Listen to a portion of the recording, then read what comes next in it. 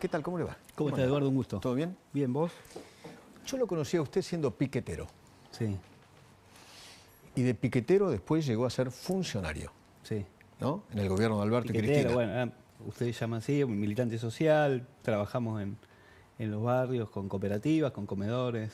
Soy parte de Barrio Pía hace muchísimos años. Sí, sí, por eso. Me acuerdo de verlo a Y usted a partir cortar de calles igual que otros piqueteros.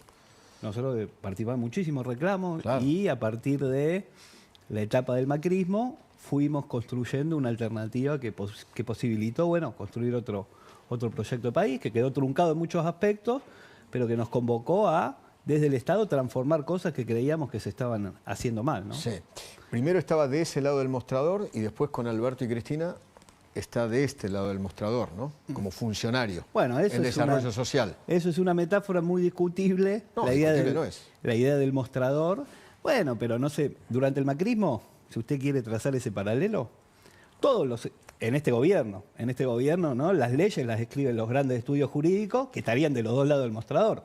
Durante el macrismo, todos los gerentes de las grandes empresas terminaron siendo funcionarios a cargo y eso les trajo intereses, conflicto de intereses. Basta ver la situación de el que era secretario o ministro de Energía, Aranguren, que era funcionario o directivo de Shell y después funcionario del gobierno de Macri, la misma área, y eso le trajo un montón de problemas. Lo mismo Menéndez Brown como secretario de Comercio.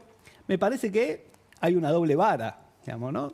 Hay sectores, y en la vía política tiene que ver con la vía pública, discutir intereses, defender, tomar posiciones, y en la administración de un proyecto de país se asumen o no espacios de conducción del Estado, lo que no implica que cuando uno asume una función pública tenga que sostener intereses partidarios o sectoriales, sí tener una mirada que a mi modo de ver, o por lo menos lo que trato en mi vida, lleva adelante una coherencia con lo que pienso. En estas megacausas Sí. que empiezan a armarse ahora, usted hasta ahora no está imputado. Sí. No está ni mencionado, ni por lo menos por ahora. Sí. Por ahora.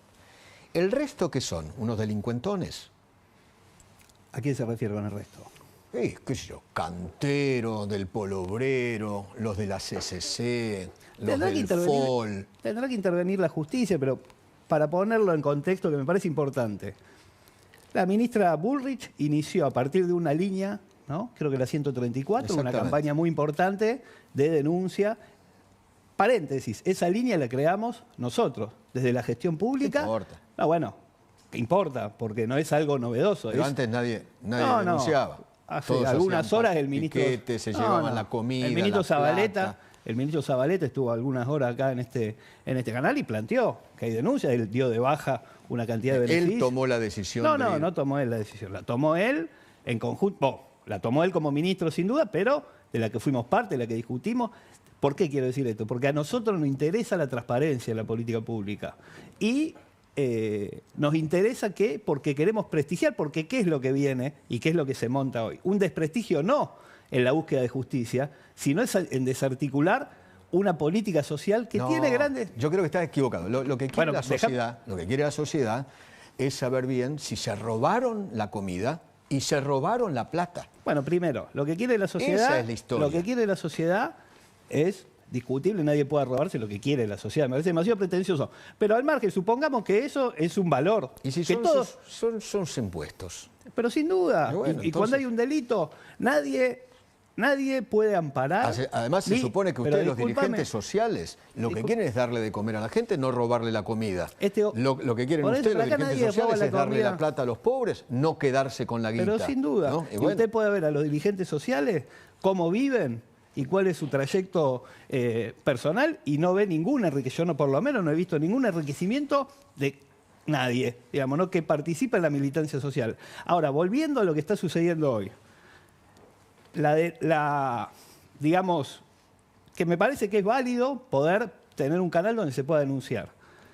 La presentación, digamos, de ese medio de comunicación generó, digamos, 100.000, creo que, denuncias. De esas 100.000 denuncias, apenas creo que 9.000 o poquito menos tuvieron canalización. Entonces, estamos hablando sobre un universo y sobre resaltaba yo la difusión que hizo la ministra, porque quiere decir que llegó a todo el mundo. yo vi, había carteles en los trenes, instaba a denunciar para no movilizarse. O sea, todo el mundo sabía que había un canal para denunciar situaciones que podían ser delitos y que uno lo podría vivir como extorsión. Apretaban a la gente para por eso termino, pero déjeme terminar. Bueno, lo que apareció en lo que estamos viendo todo. Comida. Ahora, fíjese usted... ¿No le parece una hijaputez esa, en pero serio? Sin duda. ¿En serio?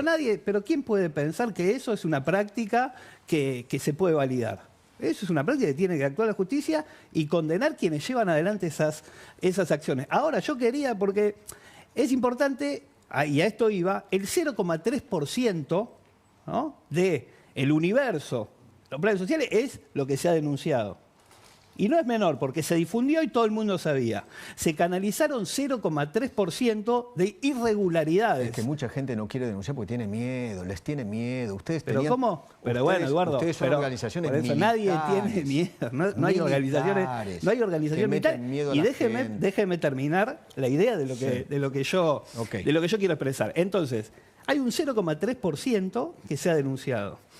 A partir de ese 0,3% se extrapola una generalización que no es tal. Y entonces ahí discutamos. Usted tiene una mirada de las organizaciones sociales. Yo creo que es todo lo contrario. Fíjese usted, en este canal hace 2 o 3 años, en plena pandemia, le mandaban la cámara a Patricia Bullrich, cada 2 por 3, ¿no? Iba Patricia, la hoy ministra, al obelisco a dar vuelta, quemaba barbijo. En este canal, no sé, no sé porque yo no estaba en este canal, no estaba en la 24.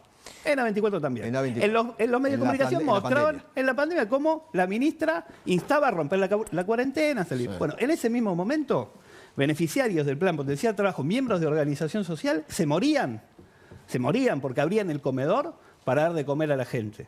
Y como ese ejemplo, tengo miles para contar. Entonces, de la vocación y de lo que mueve a organizarse socialmente. Ahora, entonces, ¿cómo puede ser, acá, Daniel? pero perdóname, porque esto es importante, porque tiene que haber una mirada distinta.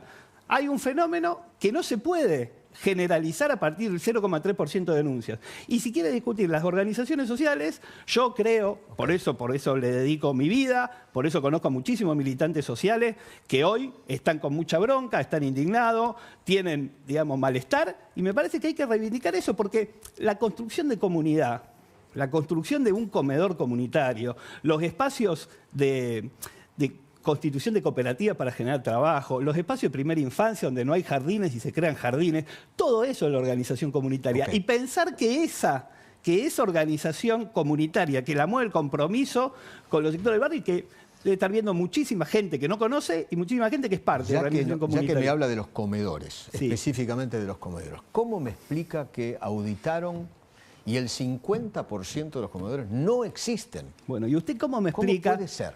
Primero, eso yo lo relativizo absolutamente, porque usted piense, desde noviembre que no se recibe alimento, ¿no?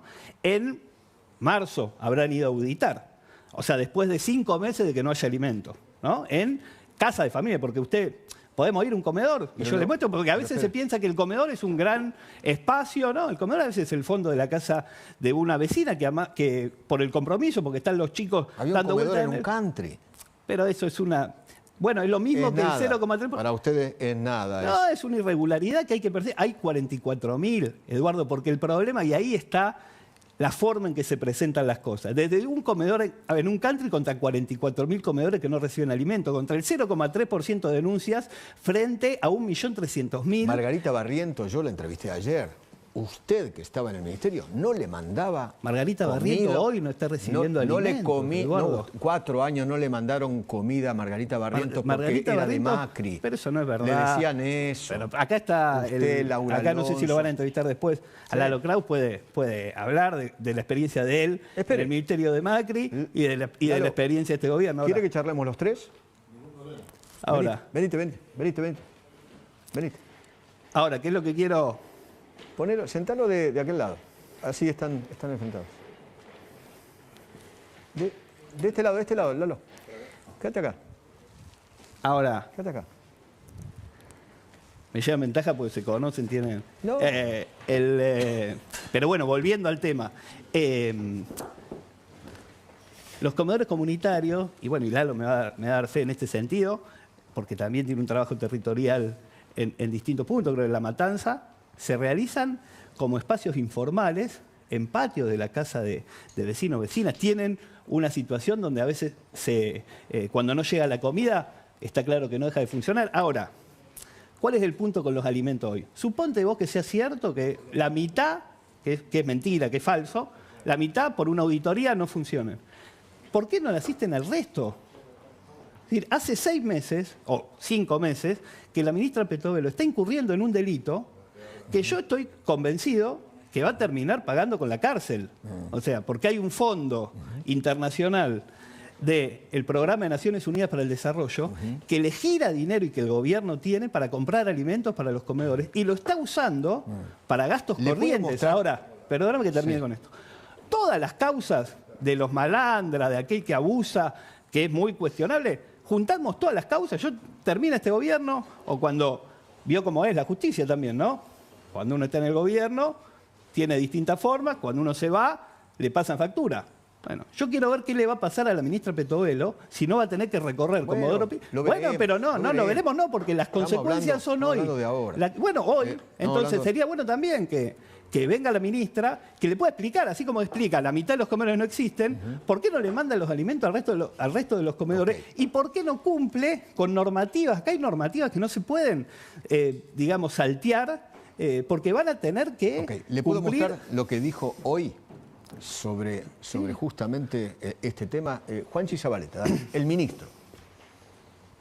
Una vez por mes me sentaba como ministro, con el equipo, con todas las organizaciones sociales a conversar la problemática social. Y también se generaban tensiones cuando vos decidías auditar las bocas de entrega de alimentos. ¿Qué es la boca de entrega de alimentos? El comedor y el merendero. Siempre se generaban tensiones porque también es cierto que cuando tenés una amplia red y un tejido social, pues démosles la derecha, posiblemente no estés al tanto de lo que pase en una boca de alimento del Gran Tucumán. Nosotros mandábamos asistencias sociales y a veces nos pasaba que donde tenía que haber un comedero o un merendero había un local en alquiler. Bueno, automáticamente se hacía un informe y ese local en alquiler no recibía más mercadería. ¿Ve que existía? ¿Qué existía qué? Existía eso, comedores fantasmas. Pero vos escuchaste lo que dijo el ministro. Acá hay situaciones puntuales que se juntaban y se articulaban y se buscaba la transparencia, se juntaba con las organizaciones sociales y decían, bueno, esta situación tiene una irregularidad, que se resuelva. Pero esa es la lógica, el funcionamiento normal. Acá lo que ¿Usted no cree que hay un plan sistemático? Hubo un plan sistemático. ¿De qué? Bueno, de quedarse con la comida, con la guita. Pero déjate de joder, ¿qué va a haber un plan sistemático de nada? Acá lo que hay un plan sistemático del gobierno de desarticular la organización comunitaria, porque la desarticulación de la organización comunitaria es un prerequisito para, desde mi punto de vista, vender el país, para generar un saqueo. Entonces, lo mismo sucede y podemos tener diferencias con el modelo económico. Ahora, veamos la situación que tiene que ver con la convivencia democrática y con la tolerancia a la disidencia. Los artistas tienen una mirada crítica de este gobierno, el gobierno muestra un subsidio del Inca y establece que hay que cerrar el Inca porque hay un subsidio mal otorgado, hay que dejar de financiar la cultura porque piensa distinto. El Inca no está cerrado. No está cerrado. Bueno, déjame terminar el razonamiento. Tenemos un problema con las universidades. ¿Por qué? Porque piensan distinto, entonces la desfinanciamos hasta que hubo una movilización enorme, se resolvió el problema. Entonces, cada sector, ni hablar con los gobernadores, las discusiones que hay públicas. Entonces acá lo que hay es un proyecto que al margen de lo que se pueda pensar, vos podés tener una mirada liberal, conservadora, yo tengo otra mirada, podemos tener diferentes horizontes como el país. Pero Lilita Carrió advirtió la tendencia fascista que implica la no tolerancia a la disidencia. Entonces, acá, ¿cuál es el problema de fondo? Acá no se busca justicia. Acá lo que se busca es desorganizar a la organización comunitaria porque es un obstáculo para el proyecto económico que se sostiene. Ahora, eso es dañino para la tolerancia y la convivencia. ¿Por qué? Porque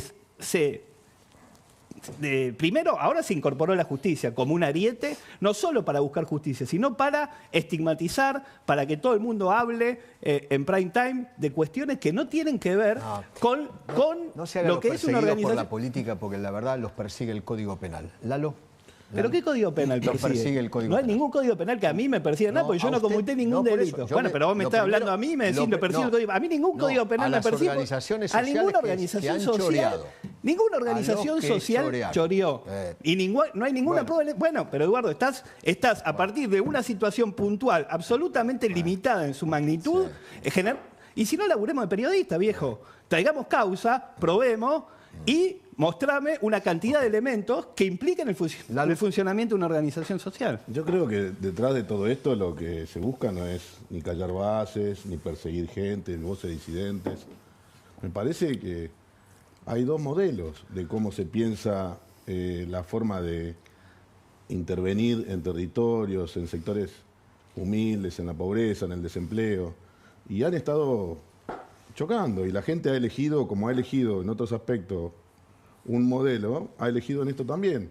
A mí me parece que ninguno de los muchachos que son referentes de organizaciones sociales deberían de desentenderse de que también son candidatos y dirigentes partidarios. O sea, se ha mezclado tanto, a mi criterio creo que casi que se ha degenerado, algo que tal vez en el 2001, 2002, cuando esto fue un quilombo total y tenías 25% de desocupación y no aparecía ni un político debajo de los cascotes, los sindicalistas o los sindigarcas se borraron todo, entonces ahí tenían un rol de contención del cual incluso yo participé. Lo que después cuando viene Kirchner y empieza los bicetazos y empieza a querer usar a los dirigentes piqueteros para enfrentarse primero a Duhalde, para condicionar a los varones del conurbano que no se le disciplinaban, y empiezan a entrar todos detrás del relato, el cuento populista, de lo nacional y lo popular, terminan rehenes e instrumentos de un sistema que para mí ya fue, o sea, porque gobernaron, no bajaron la pobreza, no resolvieron un puto punto de desocupación a nadie, hay gente que está en esos planes hace 20, 25, 30 años. Y los usan como esclavos. Y después está esto, que terminan siendo rehenes, es real que terminan siendo rehenes, puede que tengan o no la intencionalidad de eso, pero es un hecho. Vos tenés 3 tipos de rehenes en los barrios. Y sobre esos 3 tipos de rehenes se paran los señores feudales municipales que gobiernan del pejotismo, de los cuales también han sido socios, pues son todos parte de la misma banda o de la misma familia política. Los rehenes de los narcos, que son los pibitos que terminan de soldaditos o tranzas. Las madres de esos pibitos, que en los barrios hoy son los prestamistas, prestan la plata de los tranzas a un 35-40% de interés mensual, plata manchada con sangre, con muerte, y todo eso también es ser esclavo moderno. Pero después tenés a esos muchachos que le dicen a la gente que es real, Daniel lo sabe, que no saben convencer a nadie, si es que tienen alguna idea o propuesta, que yo creo que sí. Lo que creo es que usan una organización social para una propuesta política, partidaria, ideológica, pero no saben convencer a nadie y los amenazan, y los llevan, y los arrean, le pasan listado, le ponen el puntaje y la mar en coche, y le sacan guita. Y todo eso está. Y le sacan los alimentos y no van a la marcha. Bueno, ahora... Y después hay hechos puntuales. Yo, fíjate, vos dices algo interesante. Tenés el tercer rehén, que no hay que olvidarse acá, que son los de los punteros de la estructura de los intendentes, como el que habló ahí, ese ministro, y todos esos muchachos que pelean para sostenerse usando el miedo, las mafias, la corrupción, y los planes, y las organizaciones. En La Matanza, ninguna organización social levanta la voz de nada de la tragedia que tenemos en La Matanza. De nada. Y viven ahí. Y no dicen nada de que el intendente deja la zona liberada, de que los barrios están podridos de droga, de que todo es una mugre. No dicen nada, no dijeron nada de esas 5 personas que asesinaron, ¿te acordás? En una toma de terreno, casi a principios de año. Callado, ¿por qué? Porque el intendente es del mismo sector político. Y con respecto al hambre. El hambre, ¿se acuerdan del hambre cuando no son gobierno? Okay, pero a ver, porque vos recién señalabas, fíjate vos que equiparás los rehenes del narcotráfico con los rehenes de las organizaciones sociales y de los... Yo creo que, a ver, para ser claro acá hay una mirada de la organización social que tiene una intencionalidad de construir una estigmatización que no se condice con ninguna prueba. No creo. Bueno, pero si vos estás suelto de cuerpo, decís una cantidad de cosas, con el 0,3% de denuncias de un universo gigantesco. Ahora, si nosotros desarticulamos la organización comunitaria, los rehenes van a ser del narcotráfico. ¿Sabe la cantidad de pibes que la organización comunitaria? Pues funcionario. La primera decisión que toman con los planes sociales, en la gestión donde él era parte, ¿sabe cuál es? que la gente tuviera que empezar de vuelta a reportarse a algún intermediario. Con la gestión de Mauricio Macri, la gente tenía que reportarse en el ANSES. Pero Lalo, y tenía que terminar sus estudios. Vos eras funcionario de Vidal y tenías en La Matanza una estructura que si hay gerente de la pobreza, vos eras dueño de una multinacional. Yo no fui funcionario de nadie. Pero bueno, claro, porque vos venís a hablar acá sueldo de cuerpo como si fueras un ciudadano común. Y la verdad que si hay gerente de la pobreza, vos eras una multinacional de Macri en La Matanza. Entonces, la verdad es que decís cosas que no tienen nada que ver. Perdón, sí, Gaby. Perdón que los interrumpa, pero lo judicial me lleva inexorablemente a tener que intervenir. Porque lo estoy escuchando al señor Menéndez hablando del 0,03. No sé si el porcentaje será, no importa. A mí con que haya uno me es suficiente. Sin duda que si hay uno es suficiente. Lo que no vale es la generalización. No, pero déjeme terminar la idea. Yo lo escuché atentamente, no en ningún momento interrumpí. Hay una denuncia que el Ministerio de Seguridad de la Nación promovió en diciembre del año pasado, donde acompañaron una serie de llamados a los cuales le dio receptividad el fiscal Gerardo Polichita. El fiscal Gerardo Polichita, amén de los llamados y amén de los testimonios que tomó a gente que formaba parte de organizaciones, en especial el Polo Obrero, hay otras tantas, pero la gran mayoría es el Polo Obrero, a partir de ahí, con autorización judicial, intervino una serie de teléfonos, entre esos el señor Cantero, la señora Palma, y a partir de los que escuchó en los teléfonos, es que pide allanamientos y detenciones. Es decir, a lo que voy, y con esto cierro, no es un invento que los llamados no tienen basamento. El basamento lo da la acusación fiscal que hace Polichita una vez que recibe testimonios, interviene teléfono y escucha lo que habla. Pero doctor, ¿usted no me escuchó o...? Sí, lo escuché. Capaz estamos lejos, acá nos vemos juntos en la tele, pero estamos a una distancia. Sí, lo escuché, no me subestime, lo escuché.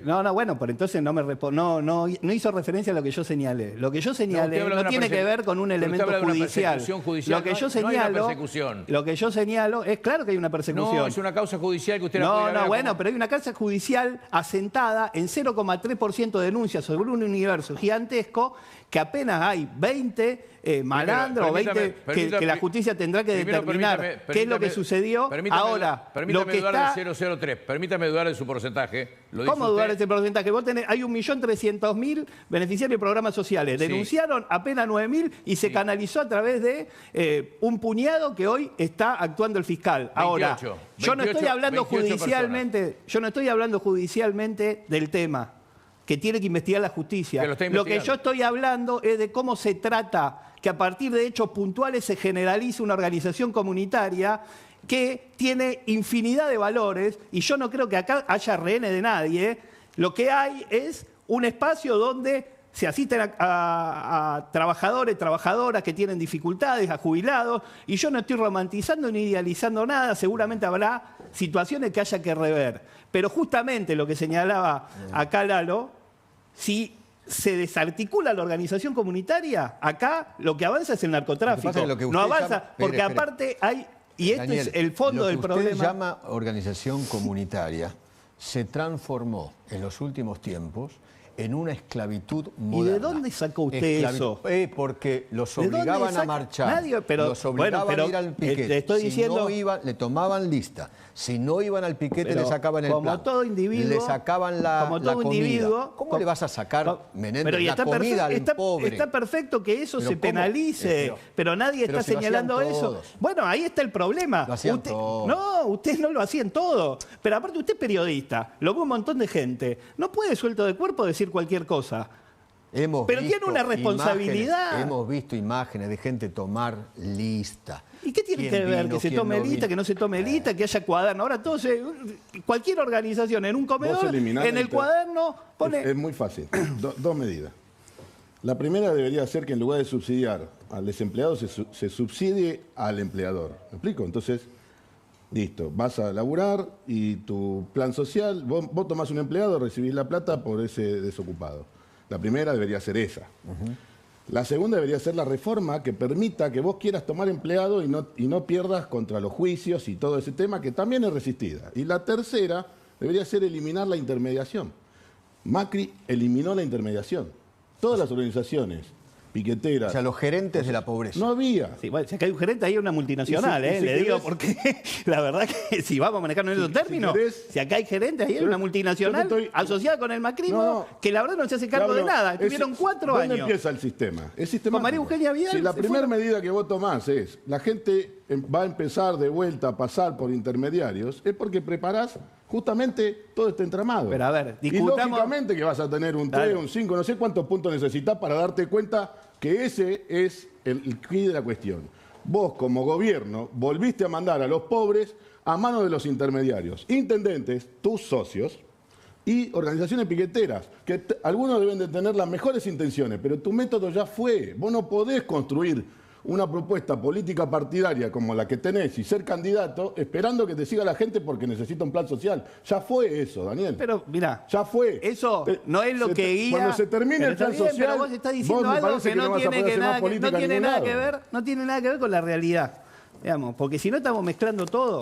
Acá hay organización comunitaria porque hay necesidades y vos podés tener una mirada liberal, conservadora, que es válida. Ahora discutamos ideas, yo creo otra cosa. ¿A qué le llaman liberal? Yo le llamo liberal a la libertad, que la gente sea libre, que no tenga que ir detrás de eso. Ahora venía a hablar. ¿Pero qué libertad? ¿De qué libertad me hablas? Si estuviste 4 años manejando una caja multimillonaria con Vidal y con Macri, ¿y qué libertad me hablas? ¿Qué hablas, hermano? Yo no fui funcionario, no sé qué estás hablando. Dale, Lalo, está bien, escúchame. Ahora, volviendo a lo concreto, digamos, ¿no? Acá podemos tener miradas distintas. Yo creo en otra cosa. Yo creo que la organización comunitaria es un valor. Creo que la comunidad organizada es un valor. Discutamos de las ideas y no me impugnen con falsas denuncias o con situaciones que no tienen que ver con la realidad. Y en todo caso, si son periodistas, trabajen, recolecten informes y prueben algo que es parcial. Yo no te estoy negando que haya situaciones. De hecho, como te dije antes, nosotros promovimos que haya un lugar donde haya denuncia, promovimos instancias de transparencia, lo articulamos con Daniel Arroyo, con Juan Zabaleta, y nos parecía que eso tenía que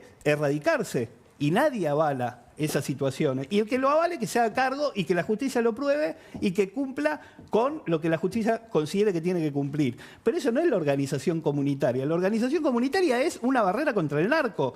Y en el fondo es una barrera también contra un plan económico que lleva adelante este gobierno, por eso molesta. Ahora, digamos, acá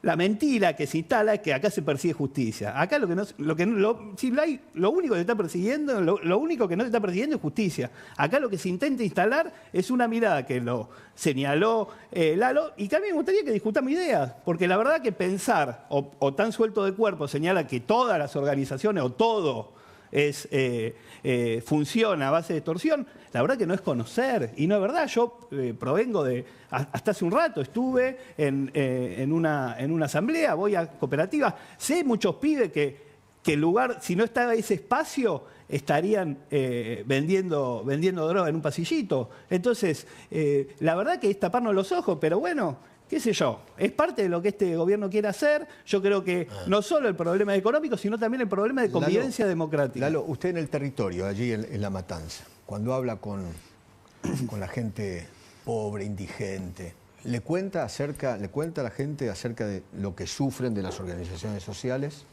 Y se escucha la presión. Hay gente que tiene que pagarle a otro para que vaya de suplente, porque si no... hay mucha coerción, eso realmente. Yo creo que es un sistema que se ha degradado. Es lo que te decía recién. Me da la sensación. Un sistema de premios y castigos. Sí, que se ha construido. Ha quedado una trampa, algo que en su momento, repito, porque no hay que confundir. Organización comunitaria son los vecinos que, abandonados por el intendente, que eso pasa por todo el conurbano, se juntan, aunque sea para arreglar la luz, comprar la alarma, hacer el asfalto de un estado que desertó. Y en general desierta porque hace negocio de todo lo trucho que va a aparecer ahí. Eso pasa en La Matanza. Organización comunitaria va a ver más allá de que existan o no los dirigentes piqueteros, porque la gente reacciona y se une. Está la organización comunitaria que impulsa Cáritas. ¿Pero por qué haces esa división? No, porque parece que te estás arrogando que el hecho de que se investigue a los que curran con la gente, con la mercadería o algo, es atacar a la organización comunitaria, y no es así. No, ¿entendés? yo no estoy diciendo que el problema es que se investigue. El problema es que de una investigación puntual se haga una generalización en búsqueda Yo sí hago una generalización, la acabo de explicar. La generalización es que las organizaciones socias del gobierno, y socias de los intendentes, ¿dónde está la oscuridad de todo esto? En el conurbano. ¿Dónde está el virus, el dengue que todavía se esconde del populismo? En el conurbano. Ahí. Entonces, si vos, por un lado, no liberás a la gente de toda esa dependencia, y por otro lado, no eliminás la lista sábana, eso lo digo con claridad, si se termina la lista sábana casi se derrumba todo esto, pero te lo aseguro, porque hay un punto de conexión entre organizaciones que terminaron acordándose del hambre cuando son oposición, se olvidan del hambre cuando son gobierno, y esos mismos intendentes que nos cagan la vida todo lo que vimos en el gobierno conurbano. se morían. Hay un gran punto de encuentro ahí. Si eliminás la lista sábana, parte de todo esto, porque suponte, vos encontrás a alguien que comete un delito, vos estás de acuerdo en buscarlo. Sacás uno, aparecen dos. ¿Por qué? Porque el sistema es el problema. Eliminemos el sistema. Eliminar el sistema en el conurbano es eliminar la lista sábana. ¿Qué decía Daniel? El hambre durante el gobierno de Alberto Fernández, en los comedores durante la pandemia le costó la vida a muchísimas.